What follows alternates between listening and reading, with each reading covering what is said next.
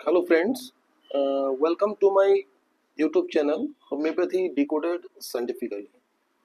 Today we will discuss on Aralia racemosa. আজকে আমাদের আলোচনার বিষয় হচ্ছে Aralia racemosa mother tincture. It is homeopathic mother tincture.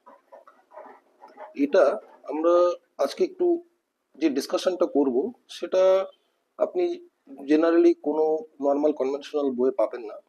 Normal যে ম্যাট্রিমেটিগুলো পড়ানো হয় তা এখানে টোটালি সায়েন্টিফিক বেসিসে আলোচনা হয় ফার্মাকোডাইনামিক্স কি করে অ্যারালিয়া রেসিমোসা আপনাকে রেজাল্টটা দেবে, কি করে আপনি মেডিসিনটা কাজ করছে হিউম্যান বডির উপর। তো সেটা আমরা আজকের আলোচনায় এটা ডিসকাস করব। তাহলে আসুন শুরু করা যাক। অ্যারালিয়া রেসিমোসা এর ফ্যামিলি হচ্ছে অ্যারালিয়েসি, মানে যে ফ্যামিলিতে বিলং করে, মানে বিভিন্ন প্লান্টসগুলো কতগুলো ফ্যামিলিতে ভাগ করা থাকে এবং অ্যারালিয়া, অ্যারালিয়েসি, সোলানেসি, এর ফ্যামিলিটা হচ্ছে যারা বোটানি পড়েন তারা একটু জেনে নেবেন, জানতে পারবেন যে ফ্যামিলি বলতে কি বোঝায়। আর এই প্লান্টটার যে পার্টসটা ইউজ হয় সেটা হচ্ছে ফ্রেশ ফ্রুট।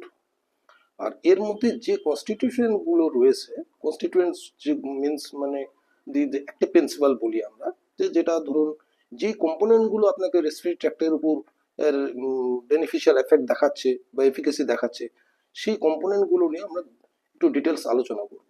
তা এর মধ্যে যে কম্পোনেন্ট গুলো রয়েছে সেগুলো হচ্ছে saponin, essential oil, resin and the অ্যারালিন।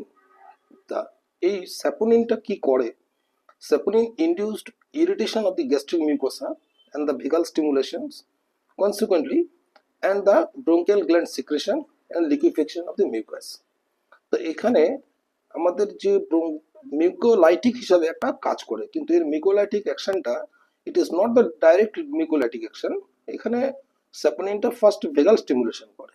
এটা গ্যাস্ট্রিক, প্রথমে এটা গ্যাস্ট্রিক ইরিটেশন করে, তার জন্য যে ভেগাস নার্ভ যে রয়েছে স্টোমাকের যে সাপ্লাইটা, তা সেটা ভেগাল স্টিমুলেশন হয়। স্টিমুলেশন হওয়ার পর সেই ভেগাল নার্ভের মধ্যে রিফ্লেক্সলি ব্রোঙ্কিয়াল গ্ল্যান্ড সিক্রেশনটা বেড়ে যায়।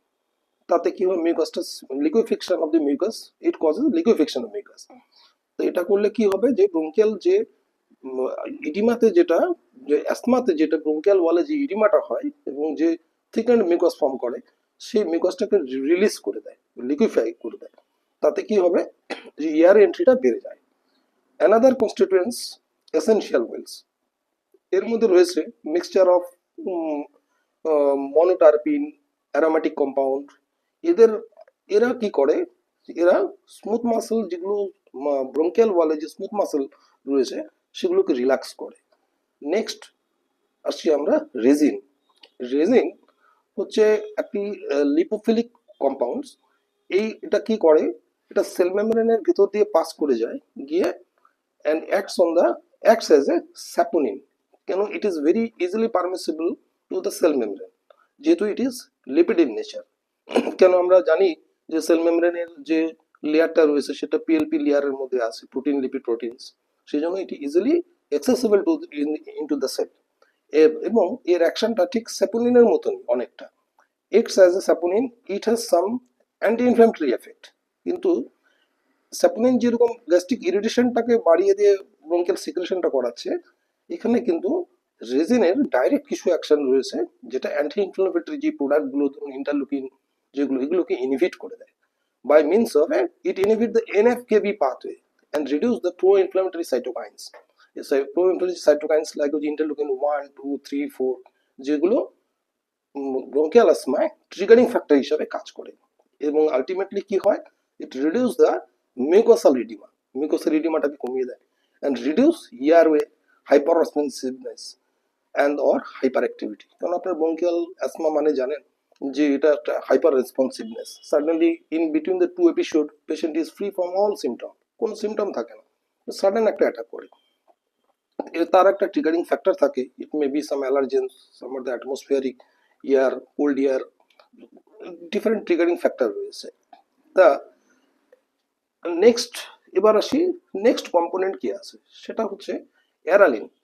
এই অ্যারালিন এর যেটা অ্যাকশনটা রয়েছে সেটা হচ্ছে direct is the mucolytic actions, where অ্যারালিন ইনডাইরেক্ট রিফ্লেক্স সিক্রেটিভ। এটাও কিন্তু অনেকটা স্যাপোনিনের মতনই কাজটা করে।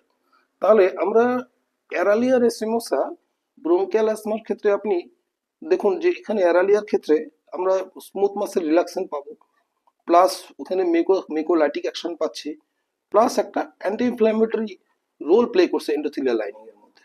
তাহলে এই মেডিসিনটা আমরা যদি যেসব পেশেন্ট শ্বাসকষ্টে ভুগছে, ব্রোঙ্কিয়াল asthma, it is not the cardiac asthma, it is the ব্রোঙ্কিয়াল asthma ভুগছে, তার ক্ষেত্রে কিন্তু এরালিয়া রেসিমোসা খুব এফেক্টিভলি কাজ করে, but not in very acute exacerbation of the asthma. সেক্ষেত্রে কিন্তু salbutamol has got the instantaneous role, মানে আপনি একটা সালবুটামল ইনহেলার নিলে সেটা কিন্তু আপনি ইনস্ট্যান্ট রেজাল্ট পাবেন। তাহলে কতটা কোনটা বেশি এফেক্টিভ, অ্যারালিয়া না সালবুটামল? অবশ্যই সালবুটামল। কিন্তু যদি একটু সাব অ্যাকিউট স্টেজে যাই আমরা, যদি ধরুন অ্যাকিউট এক্সাজারবেশন বাদ দিয়ে যদি সাব অ্যাকিউট একটা অ্যাস্তমা চলতে থাকে, সেক্ষেত্রে কিন্তু অ্যারালিয়ার ক্ষেত্রে আমরা খুব ভালো রেজাল্ট পাই। এবং অ্যারালিয়ার সাথে যদি আপনি ধরুন সালবুটামল ইনহেলার নিচ্ছেন, সেক্ষেত্রে তার সাথে সাথে যদি অ্যারালিয়া রেসিমোসাটা কেউ খায়, মানে এই মেডিসিনটা যদি ইনটেক করে, তাহলে কিন্তু ইন লং স্ট্যান্ডিং ক্ষেত্রে আমরা দেখতে পাই যে ধীরে ধীরে যে নেবুলাইজার বা এই যে সালবুটামল ইনহেলার এর প্রয়োজনীয়তাটা আস্তে আস্তে কমে আসে। তো এবার আমরা দেখি যে অ্যারালিয়ার সাথে অ্যারালিয়া রেসিমোসার সাথে সালবুটামলের একটা কম্পারেটিভ স্টাডি যদি আমরা করি, তাহলে কি দাঁড়ায়। তাহলে আমরা নেক্সট স্লাইডে যদি চলে আসি, তাহলে আমরা দেখুন Aralia racemosa reflex expectorant through saponin induced vagal stimulation and ultimately leads to bronchial gland secretion and liquefaction। এটা তো জানেনই, বললাম একটু আগে যে এটা যে কম্পোনেন্ট রয়েছে যে স্যাপোনিন, সেটা ব্রোঙ্কিয়াল একটা গ্যাস্ট্রিক ইরিটেশন তৈরি করে ভেগাল স্টিমুলেশন করে, সে ভেগালস নার্ভস কি করে ব্রোঙ্কিয়াল যে মিউকোসাল গ্ল্যান্ড সিক্রেশনটা বাড়িয়ে দেয়, তাতে মিউকসটা লিকুইফাই হয়ে যায়। কিন্তু সালবুটামলের ক্ষেত্রে আমরা যেটা দেখতে পাই, এটা two beta 2 receptor agonist and increase by cAMP cyclic adenosine monophosphate পাথওয়েকে ইনক্রিজ করে করে কি করে reducing intercellular calcium influx, calcium সেলের ভিতর ক্যালসিয়াম ইনফ্লাক্সটা কমিয়ে দেয়, তাতে কি হয় যে ব্রঙ্কোস্প্যাজমটা কমে যায়। তাহলে সালবুটামলের রোলটা direct on the smooth muscles, কিন্তু Aralia it acts on the indirectly. এবং এর ব্রঙ্কোডাইলেটর এফেকশনটা অতটা কিন্তু সালবুটামের মতো অত ইনস্ট্যান্ট আপনি পাবেন না। এটার মধ্যে রয়েছে bronchodilator affection, but low grade.